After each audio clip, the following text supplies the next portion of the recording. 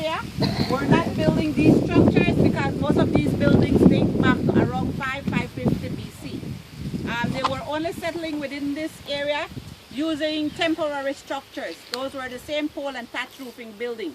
Evidence of these structures can be found beneath the layers of these buildings that you're looking at right here. They later started extending the site all around this area, and believe it or not, we traveled 31 road miles from Belize City where the coast is located, and we thought we left it back there. This nice wind you're feeling is just about 5 miles away from the coast. So when the archaeologist started coming to this area, he found something very interesting because of the location. He believed that this was a major trading stop. Right? Accessibility to the coastline made it very easy for people to navigate through this area, made stops within here where goods were traded, and then continued their journey either south or north. Now, most of you have been to Mayan cities and probably not in Belize, but you've been to Mexico, probably Honduras, El Salvador, and Guatemala.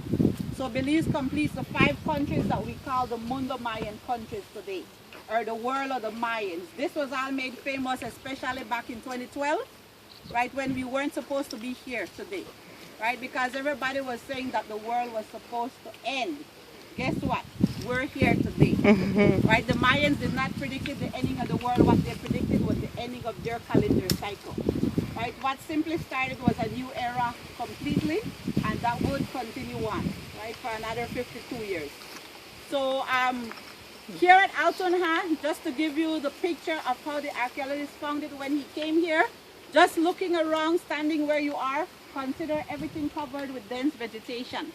All these mounds that is cleared today, they have trees on it, continuing on all around. That's why you see remnants of this nice shade that we're appreciating right now. He came here, brought by the locals occupying the community that we drove through in the early 1960s. The locals actually contributed to the destruction of one of the mounds to the next side of the site we will be seeing later.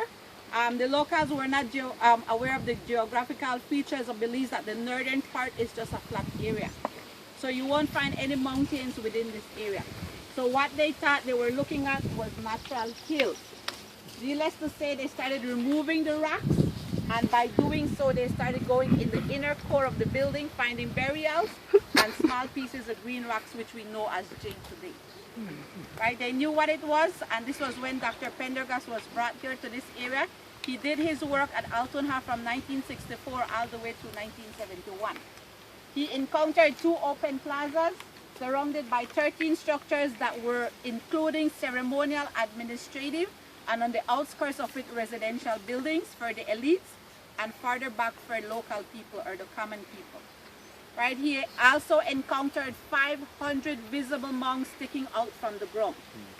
Right? 500. So imagine you're going to see 13 of them, which is not a large percentage of what's still hidden beneath dense vegetation today. No ball court was found here at Altun Ha. Hence the reason why Dr. Pendergast eventually concluded that no human sacrifice was done at this particular site. So keep that in mind today, okay? No human sacrifice back there.